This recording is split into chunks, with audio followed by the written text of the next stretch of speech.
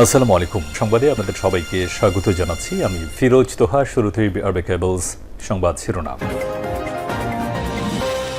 বাংলাদেশের সর্বশেষ গুরুত্বপূর্ণ আপডেট সংবাদ আপনাকে স্বাগত। শুরুতেই সংবাদ শিরোনাম, পরে বিস্তারিত।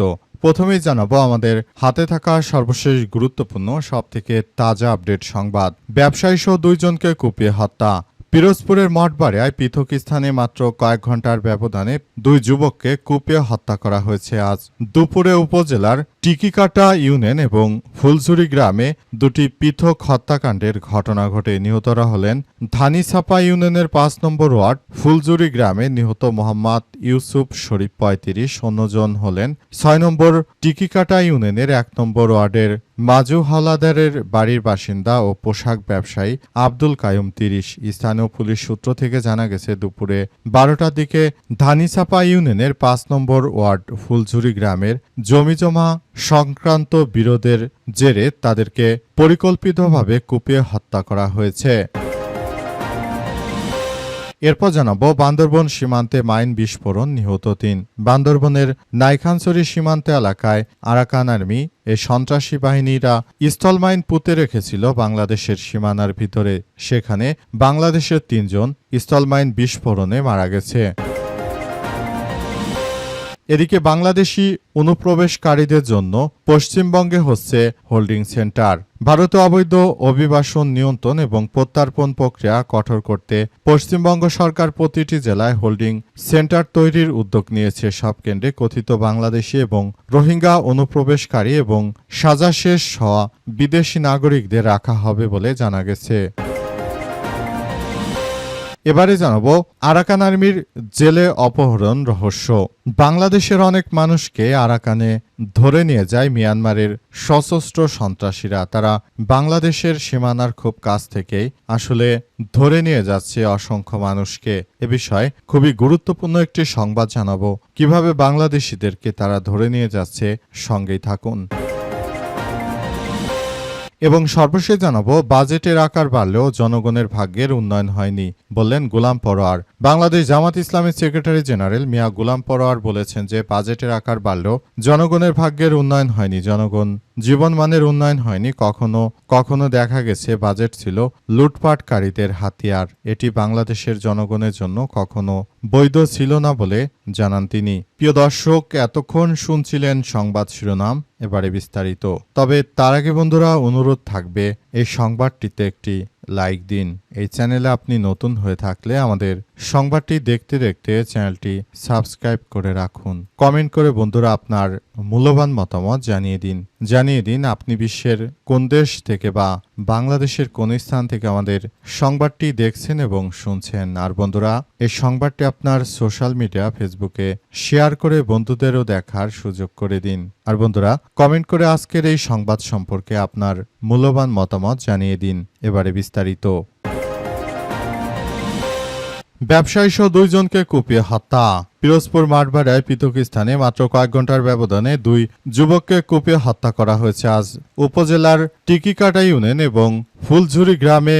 এই পৃথক হত্যাকাণ্ডের ঘটনা ঘটে ফুলঝুরি গ্রামে। নিহত মোহাম্মদ ইউসুফ শরীফ 35, অন্যজন হলেন 6 নম্বর টিকিকাটা ইউনিয়নের 1 নম্বর ওয়ার্ডের মাজু হাওলাদার বাড়ির বাসিন্দা পোশাক ব্যবসায়ী আব্দুল কায়ুম। স্থানীয়রা ধারণা করছে যে এটি জমিজমা সংক্রান্ত পূর্ব জেরে এবং আরেকজনকে চাঁদাবাজি নিয়ে এই ধরনের আক্রমণের শিকার হয়েছেন।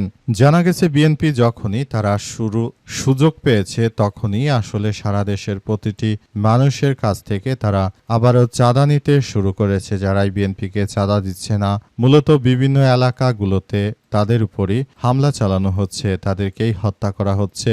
এমনকি বিএনপির নেতৃত্ববৃন্দরা অনেক জায়গায় তারা লেখেও পাঠাচ্ছে, হয় চাঁদা দে না হয় জীবন দে। এই ঘটনা ঘটছে বাংলাদেশে। বাংলাদেশের মানুষ যে সুযোগ পেয়েছিল বাংলাদেশে আসলে বিএনপিকে হটিয়ে বাংলাদেশের মানুষ তারা একটি সুযোগ পেয়েছিল ভালো কোনো দলকে ক্ষমতায় বসানোর, কিন্তু হয় বাংলাদেশের জনগণ আসলে বিষয়গুলো দেখল না। তারা আবারও একটি স্বৈরতন্ত্রের দিকে বাংলাদেশকে ঠেলে দিল। এর জন্য বাংলাদেশের মানুষকেই দীর্ঘদিন পস্তাতে হবে। তারা কোনো ভালো রাজনৈতিক দলের হাতে আসলে দেশটাকে দিল না, এটি আমাদের দুঃখ। কিন্তু এর জন্য ভুক্তভোগী হতে হচ্ছে আমাদের সবাইকে। আমাদের সবাই মূলত এর জন্য আসলে ভুক্তভোগী হচ্ছি। বান্দরবন সীমান্তে মাইন বিস্ফোরণ, নিহত ৩। বান্দরবনের নাইখানছড়ি উপজেলায় ঘুমধুম সীমান্তে শক্তিশালী স্থল মাইন বিস্ফোরণে ৩ চাকমা শ্রমিক নিহত হয়েছে। এই ঘটনায় পুরো সীমান্ত এলাকায় আতঙ্ক বিরাজ করছে। আজ ১১টার দিকে সীমানা পিলার ৪১৪২-এর মধ্যবর্তী এলাকায় সীমান্তের কিছুটা বাংলাদেশের অভ্যন্তরে এই বিস্ফোরণের ঘটনা ঘটে।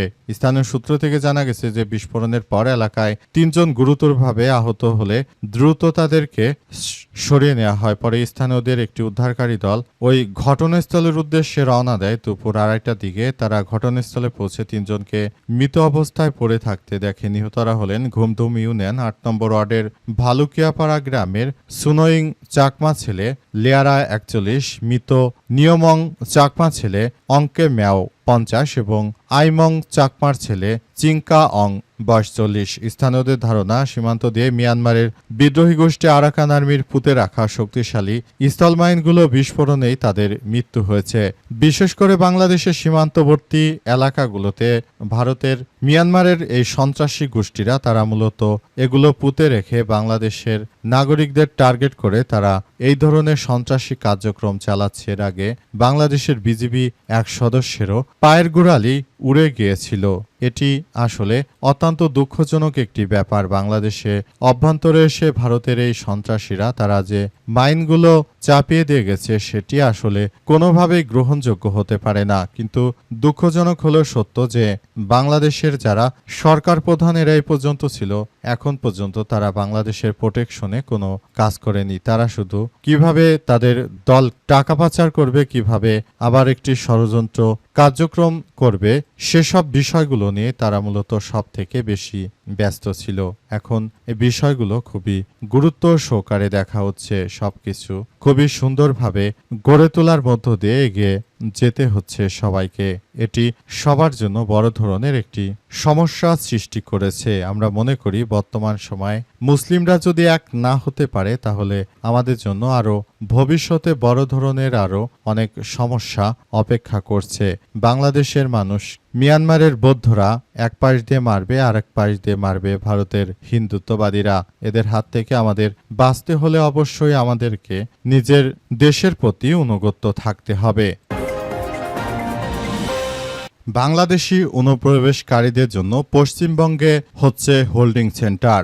ভারতে অবৈধ অভিবাসন নিয়ন্ত্রণ ও প্রত্যার্পণ প্রক্রিয়া কঠোর করতে পশ্চিমবঙ্গ সরকার প্রতিটি জেলায় হোল্ডিং সেন্টার তৈরির উদ্যোগ নিয়েছে। সব কেন্দ্রে কথিত বাংলাদেশি ও রোহিঙ্গা অনুপ্রবেশকারী এবং সাজা শেষ হওয়া বিদেশি নাগরিকদের রাখা হবে বলে রাজ্যটির সরকারি নির্দেশনায় উল্লেখ করা হয়েছে। বিবিসি জানিয়েছে যে ভারতের অন্যান্য রাজ্যে এই ধরনের হোল্ডিং সেন্টার করা হয়েছে গত ১ বছর, তবে পশ্চিমবঙ্গের এই উদ্যোগ প্রথম নেওয়া হলো। পশ্চিমবঙ্গের এই প্রক্রিয়া নিয়ে মানবাধিকার এবং নাগরিকত্ব যাচাইয়ের জটিলতা বিতর্ক তৈরি হয়েছে। গত সপ্তাহের শেষে পশ্চিমবঙ্গ রাজ্য পুলিশের কাছে পাঠানো একটি সরকারি নোটে নির্দেশে বলা হয়েছে যে বেআইনিভাবে দেশে বসবাসরত বাংলাদেশি ও রোহিঙ্গাদের প্রত্যার্পণ পদ্ধতি সংক্রান্ত যে নির্দেশ গত বছর কেন্দ্রীয় স্বরাষ্ট্র মন্ত্রণালয় দিয়েছিল, সেটি পদ্ধতি মেনে প্রতিটা জেলায় আটক হওয়া বিদেশিদের জন্য হোল্ডিং সেন্টার করতে হবে। কেন্দ্রীয় স্বরাষ্ট্র মন্ত্রণালয়ের ওই নির্দেশ মেনে ভারতের অন্য অনেক রাজ্যে হোল্ডিং সেন্টার গড়ে তোলা হয়েছে, যেখানে বাংলাদেশ এবং রোহিঙ্গা যারা অবৈধভাবে ভারতে বসবাস করছিল তাদেরকে ধরে ধরে তারপর ওই সব সেন্টারগুলোতে রাখা হচ্ছে এবং রাতের অন্ধকারে তারা মূলত বাংলাদেশে উক্ত ব্যক্তিদেরকে ফেরত পাঠানোর প্রক্রিয়া চালাচ্ছে। আরাকান আর্মির জেলে অপহরণ রহস্য।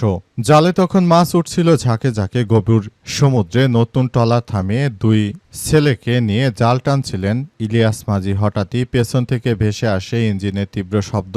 কয়েক সেকেন্ডের মধ্যেই কালো রঙের একটি স্পিডবোট ঘিরে ফেলে ট্রলার। হাতে ভারী অস্ত্র, মুখে কালো কাপড় বাঁধা কয়েকজন সশস্ত্র লোক ট্রলারে উঠে চিৎকার করতে করতে পালানোর কোনো সুযোগ ছিল না।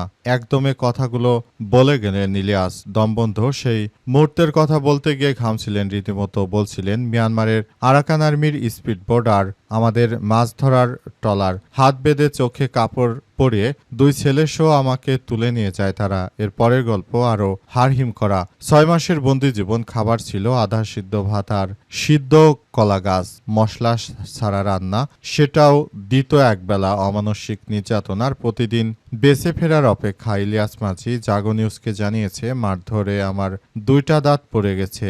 সারাক্ষণ পায়ে শিকল বেঁধে রাখত জোরে জোরে। ক্যাম্পের কাজ, ক্ষেতের শ্রম, পাথর টানাসহ অনেক কঠোর পরিশ্রম করানো হতো। সামান্য বিশ্রাম নিলেই লোহার রড দিয়ে পেটানো হতো। ঠিকমতো ঘুমাতেও পারতাম না। কোরআন ছুঁয়ে শপথ করানো হয় যাতে ভবিষ্যতে আর তাদের এলাকায় মাছ শিকার না করি বলে জানিয়েছে। টেকনাফের শাহপরীর দ্বীপের এই জেলে ফিরেছেন ঠিকই, কিন্তু ফেরেনি তার ট্রলার।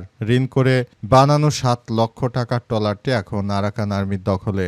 একদিকে ঋণের চাপ, অন্যদিকে পরিবারের চালানো দায়। সব মিলিয়ে আবার সমুদ্রে নামা ছাড়া উপায় দেখছে না তারা। তিনি অথচ সেই সমুদ্রে কাছে মরণঙ্ক, যেখানে আরাকান আর্মিরা বাংলাদেশিদের এভাবে নির্যাতন করছিল।